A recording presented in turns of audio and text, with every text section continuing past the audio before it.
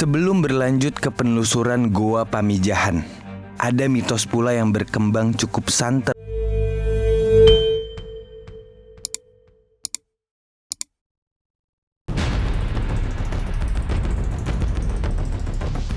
Akhirnya, tim tanda-tandanya bisa mengunjungi ke goa ini.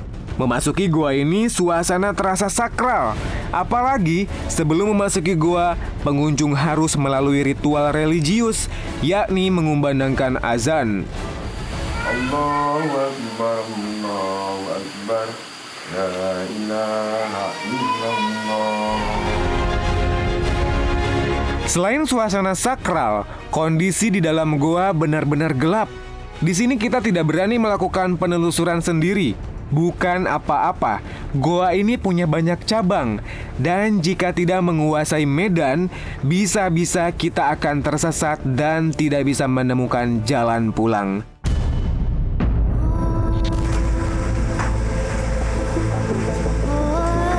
Beruntung, penjaga yang sehari-hari menemani pengunjung siap menemani tim tanda-tandanya menelusuri goa ini. Ketika masuk itu, wah hawanya panas banget, nggak ada udara sama sekali. Pokoknya itu si gua tuh pengap banget rasanya. Untuk memasuki goa ini, tantangannya memang nggak main-main.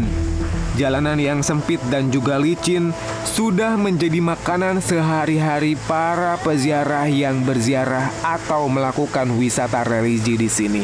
Karena itu, siapapun yang masuk ke sini harus ekstra hati-hati. Karena selain jalannya licin, bebatuan stalaktit dan stalagmit di sini lumayan tajam dan juga banyak. Nuansa religi sangat kental di goa ini. Dan karena sering dijadikan tempat bertapa, beberapa sudut goa pun memancarkan aura mistis. Salah satunya tempat pertapaan para wali yang ini. Walaupun terlihat sederhana, namun energi yang dipancarkan terasa kuat. Saat berada di sini, kita semua merasa seperti diselimuti hawa yang berbeda dengan yang kita rasakan pada saat masuk tadi. Konon, tempat ini dijaga oleh sosok lain yang kadang menghampiri para peziarah.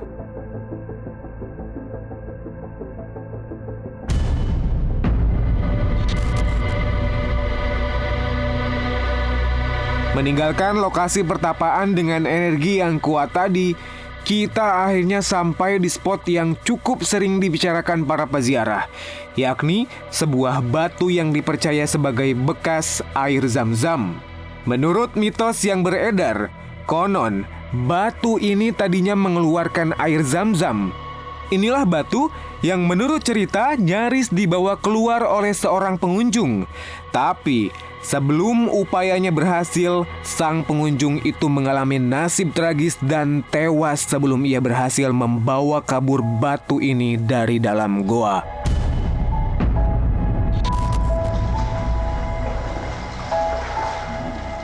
Meninggalkan lokasi batu air Zam-Zam, kita menuju spot berikutnya yang tak kalah misterius dan penuh dengan kisah mistik.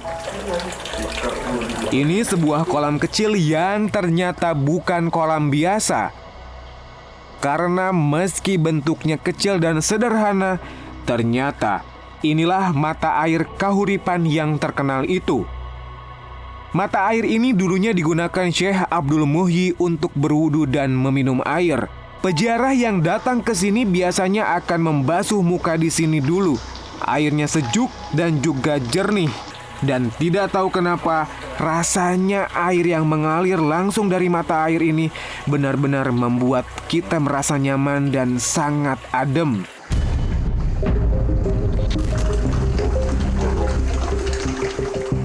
Berbeda dengan spot sebelumnya, di sini kita merasakan suasana yang hangat dan juga tentram. Seperti informasi yang kita dapatkan sebelum ke sini, goa ini memang mistis dan masih banyak sudutnya yang tak tersentuh dan bahkan menjadi misteri yang tak terpecahkan. Salah satunya adalah lubang atau lorong di gua yang konon bisa membawa para wali berpergian kemana saja. Lorong yang sedang kita lalui ini adalah cabang yang konon akan kita sampai ke Masjid Agung. Dari sini saja sudah terdengar suara azan.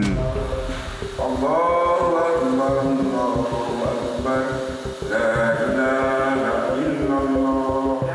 Dan di sana ada Masjid Agung namanya.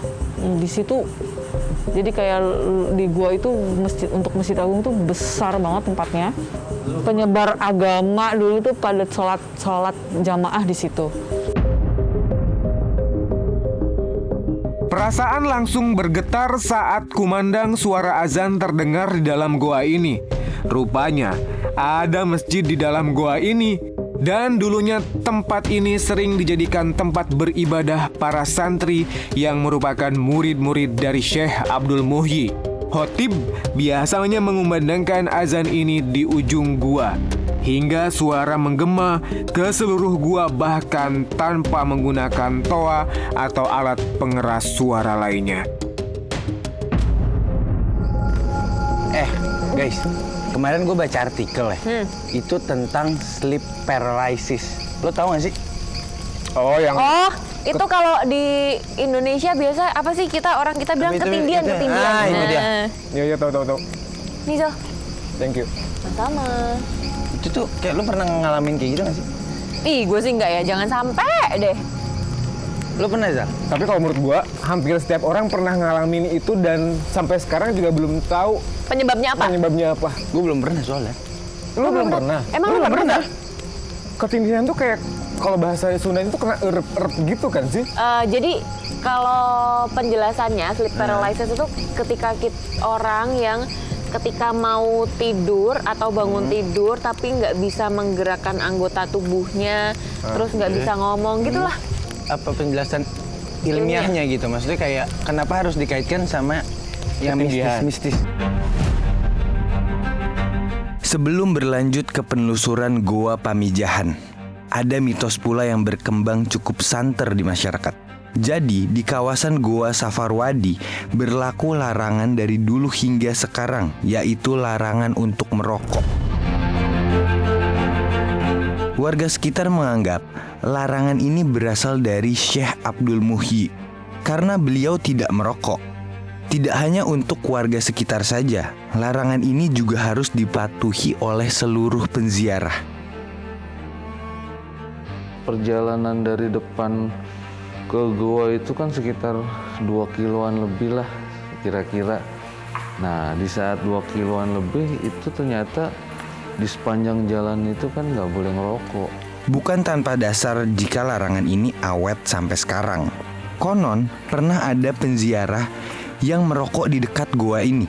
Sepulang dari ziarah, dia mengalami sakit-sakitan. Oleh sebab itu, warga di sini selalu mengingatkan para penziarah untuk tidak melanggar mitos yang sudah dijaga turun-temurun ini.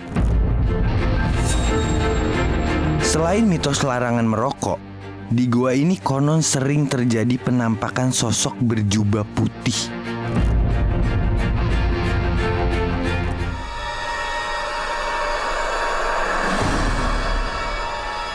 Selain penampakan sosok yang ramai sering menjadi pembicaraan di tengah warga dan para penziarah, kejadian misterius lain yang konon kerap terjadi di goa ini adalah suara orang ngaji dan berzikir.